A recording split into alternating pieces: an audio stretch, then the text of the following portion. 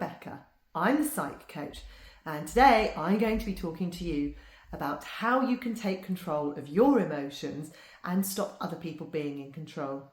If you feel as if people are constantly pushing your buttons, making you feel a certain way, chances are you're going to feel like you're quite powerless about how you feel, and that isn't pleasant.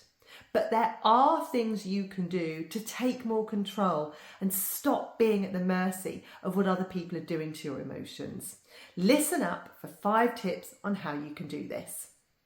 Tip number 1 is don't take responsibility for others' emotions. The point being that you are not responsible for how someone else feels. You can't stop people from feeling emotions. You can't take away someone's pain. You can't take away someone's shame.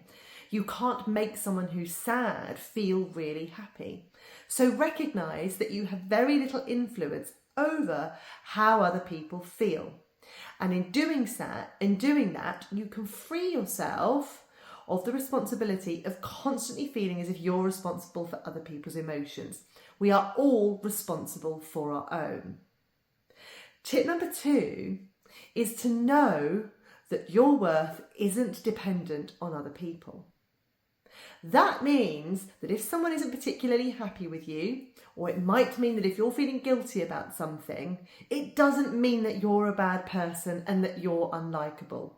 How other people feel isn't, and indeed shouldn't be, an influencing factor in your self-worth. If you're able to recognise that people will behave the way they do, if they choose to scream and shout, if they choose to throw their toys out the pram, that's their prerogative, but that is not an influence on you.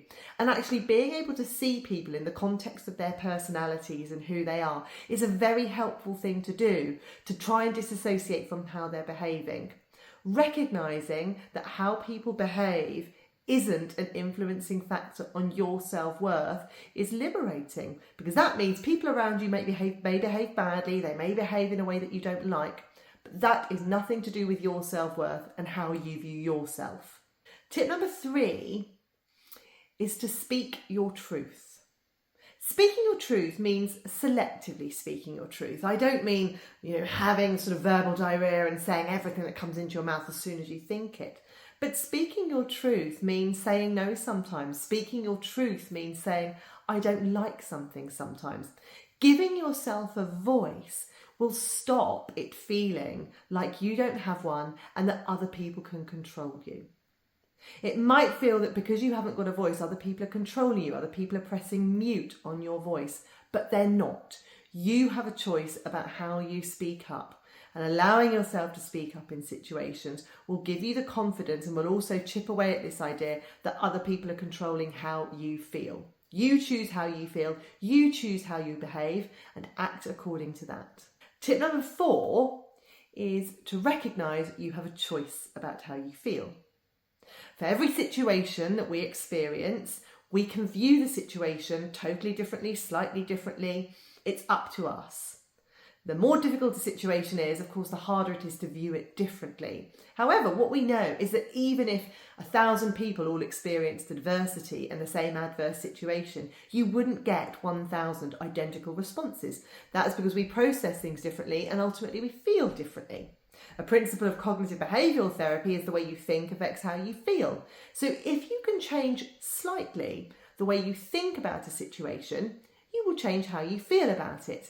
So have a think about how you are thinking about certain situations. Could you think about them slightly differently?